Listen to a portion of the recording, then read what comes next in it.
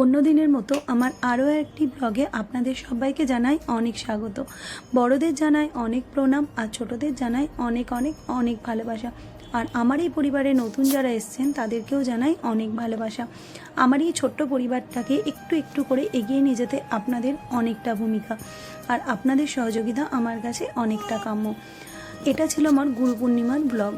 গুরু পূর্ণিমার আগের দিন সন্ধেবেলা আমি মোটামুটি সব কিছু গুছিয়ে ঠাকুরের বাসন মেজে সব কিছু রেডি করে রেখে দিয়েছিলাম, কারণ পরের দিন ছিল আমার মর্নিং ডিউটি।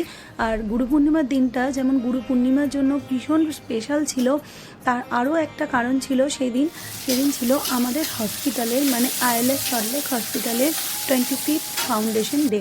তো সেদিনের সেলিব্রেশনটাও ছিল রাত্রেবেলা। আমি চেষ্টা করি প্রত্যেক পূর্ণিমাতেই গোপাল যেহেতু আছে আর ঠাকুরকে একটু নিজের হাতে করে ভোগ করে দেওয়ার। প্রত্যেক দিন তো নিজেদের রান্না করেই খাই, ঠাকুরকে তো দেওয়া হয় না, তাই এই দিনগুলোকে উপলক্ষ করে ঠাকুরের জন্য একটু কিছু আয়োজন করি।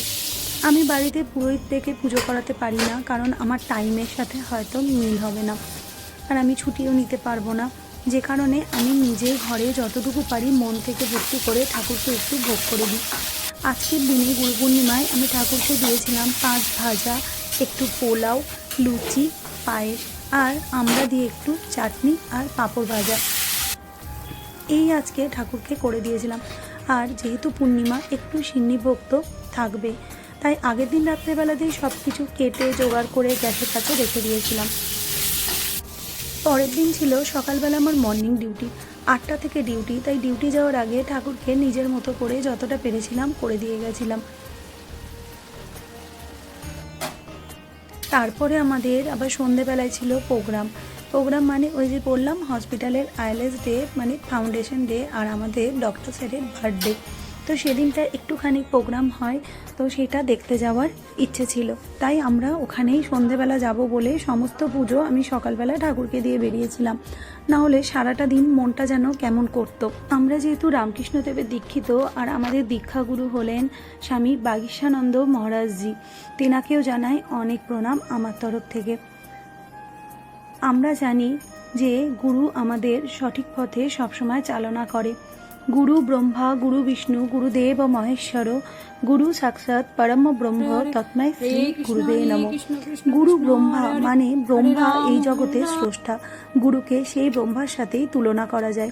গুরু বিষ্ণু এই জগতের রক্ষাকর্তা, গুরুকে সেই বিষ্ণুর সাথে তুলনা করা যায়। গুরুদেব মহেশ্বরম, গুরু হচ্ছে মহেশ্বর অর্থাৎ শিব। মহেশ্বর এই জগতের সব খারাপ জিনিসকে নাশ করেন। গুরু সাক্ষাৎ, যে গুরু সামনে বিরাজমান।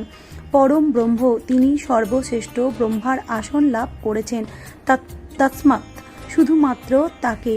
শ্রী গুরুবে নমঃ, সেই গুরুকে আমি প্রণাম জানাই। গু হচ্ছে অন্ধকার আর রু হচ্ছে নাশ করেন। তো আমাদের জীবনে প্রত্যেকের গুরু থাকাটা খুব দরকার, গুরু মন্ত্র জপ করাটাও খুব দরকার, মনকে হয়তো অনেকটা শান্ত করে। এই গুরু মন্ত্র আমাকে অনেকটা ভালো রেখেছে।